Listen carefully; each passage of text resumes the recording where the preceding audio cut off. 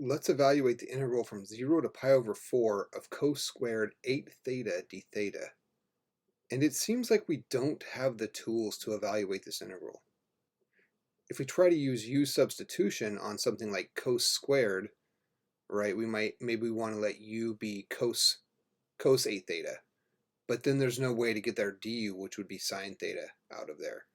So maybe we try using the Pythagorean identity and changing this all to 1 minus sine squared 8 theta, but then we have the same problem with sine squared.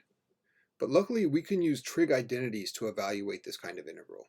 And there are two useful trig identities that you should know to evaluate these kinds of integrals. So these are basically two sides of the same coin, but we have a cos squared x version and a sine squared x version. So we have cos squared x equals 1 plus cos 2x all over 2. And sine squared x equals 1 minus cos 2x all over 2. So there are at least two different ways to proceed here, and I will show you both of them. Let's start with a u-substitution method. Let's let u be 8 theta. Why would we do that? Well, because our trig identities are only good for x, so maybe we just want a single variable there. Alright, so we'll let u be 8 theta, and then that gives us du must be 8 d theta. So then d theta is du over 8. Alright. Plugging everything in. Oh, we need to do our limits of integration as well. So u of 0. So now I'm treating this u like a function. So u of 0 is 8 times 0, which is 0. And u of pi over 4 is then 8 times pi over 4, which is 2 pi.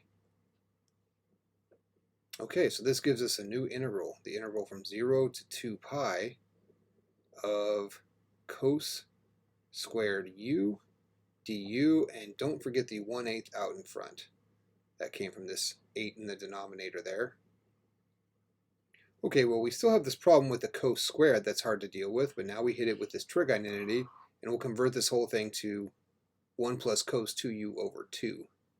Alright, so this integral is now 1/8. That's just going to hang out. Integral from 0 to 2 pi of, I'm going to break this up a little bit, 1/2 plus cos 2u over 2. All that is du. Now we're ready to evaluate this integral. 1/8 hangs out in the front still. We'll just leave that be. 1/2 becomes a 1/2 u. Cos 2u over 2 becomes sine 2u over 4. And I'll speak a little bit about that. All of this evaluated from 0 to 2 pi. And you may be saying, well, where did that 4 come from? What happened there? I used a fact. Basically, I used the table version of this integral. But it basically says this.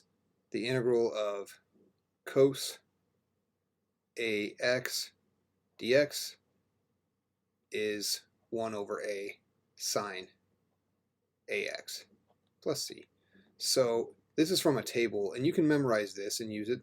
Or if you didn't want to do that, you could do just another u substitution. You could let this be like u prime, or, well, u prime's not good, u2 or something. But a u substitution within a u substitution, I'd much rather just kind of set this value to memory or internalize it so that I don't have to keep doing u substitutions within u substitutions. But certainly it's up to you at this point which one of those you want to do. Okay, moving on to evaluate this thing. We have 1/8. It's always good to leave the constant out front and deal with all the limits of integration inside these parentheses. So I'm just going to leave the 1/8 hanging out.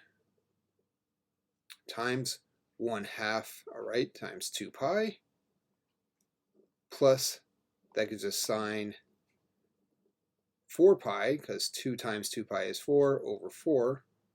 Okay, minus, alright, well, 0 plugged into both of these just gives us 0. And sine of 4 pi is also 0. A little bit of trig there. So really what we have is pi over 8 for our final answer. So I mentioned that there was a slightly different approach to this, and there is. Let's try doing this without any u sub at all. we'll just go straight to the trig identity here.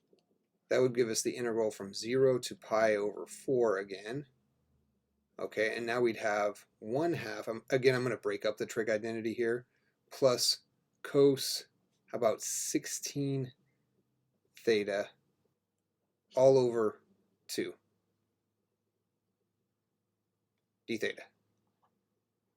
Okay, and now we can go straight for the integral here, so this gives us 1/2 theta plus sine 16 theta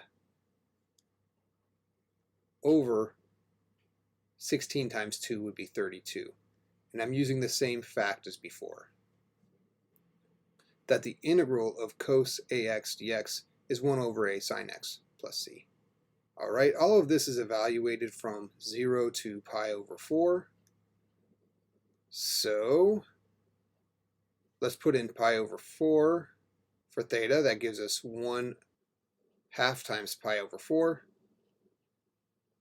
plus sine of 16 pi over 4, which is actually just 4 pi all over 32, minus, okay, well, plugging in 0 for theta gives us 0 everywhere. All right, so that leaves us with pi over 8. And then sine 4 pi is 0, right? Sine 2 pi is 0, sine 3 pi is 0, sine n pi is always 0 when n is any integer. That's all 0, leaving us simply with pi over 8 again, which is what we got before, if you recall.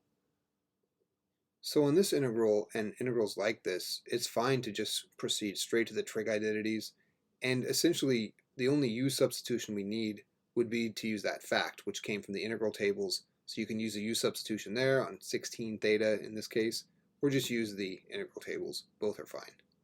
Either which way, you get pi over 8.